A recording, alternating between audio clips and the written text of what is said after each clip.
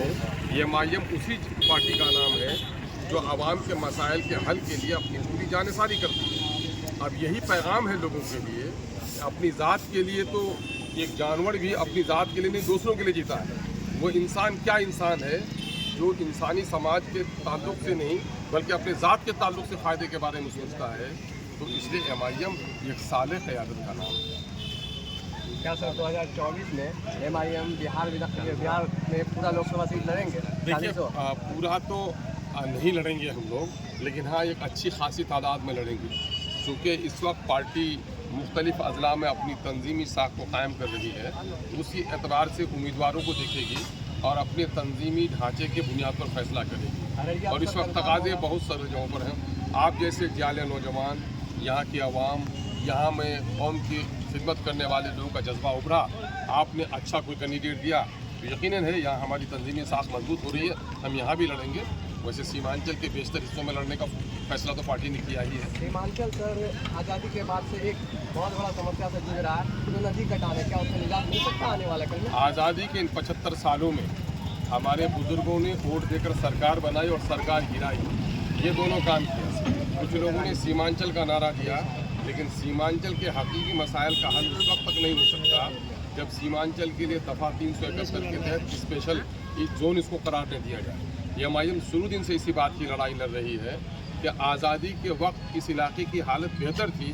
बिहार के दूसरे हिस्से के लोग यहाँ कारोबार के लिए आते थे, मजदूरी के लिए आते थे, और आज अफसोस कि बिहार में सबसे ज़्यादा पिछड़ा, सबसे ज़्यादा गैर तालीम याफ्ता, सबसे ज़्यादा हिजरत करने वाले मजबूर बच्चा मजदूर अगर किसी इलाके का है तो वो सीमांचल का है।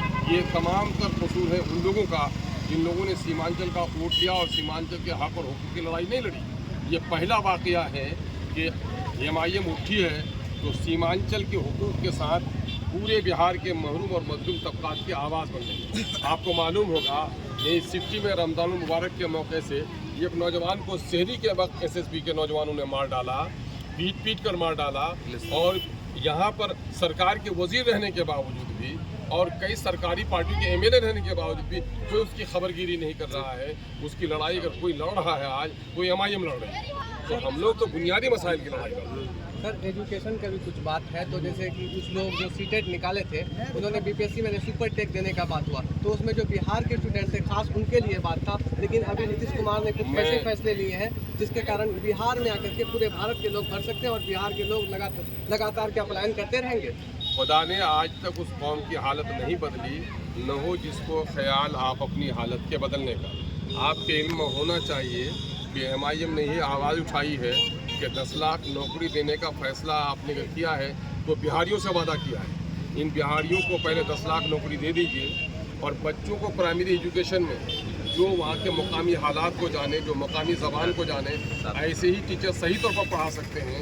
इसलिए एमआईएम ने इसी मामले को लेकर कल किशनगंज में बड़ा धरना रखा था और मुझे शिकवा करना पड़ रहा है कि सीमांचल के पिछड़ेपन में हमारी पिछली जहनीत का भी बड़ा दखल है कि और इलाके में अगर आप गया में, जहानाबाद में, दूसरे हलके में इस किस्म के इशू को लेकर बात करें तो नौजवानों की बड़ी भीड़ जमा हो जाती है।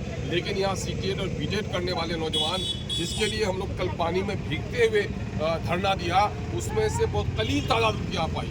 इसके माने यहाँ है कि लोग अपने हुकूक के लिए नहीं लड़ रहे हैं। एमआईएम इसी बात के लिए फिक्रमंद है कि जब तक अपने हकूक के लिए नहीं लड़ोगे, न तमन्नाओं से तकदीर बदलेगी, न मातम करने से तुम्हारी मुसीबत टलेगी।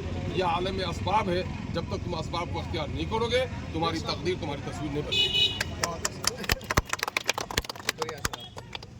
कल हम लोगों ने इसी मुद्दे पर रखा धरना, है ना, जिनके खातिर मरे वो वजू करते रह गए, है ना।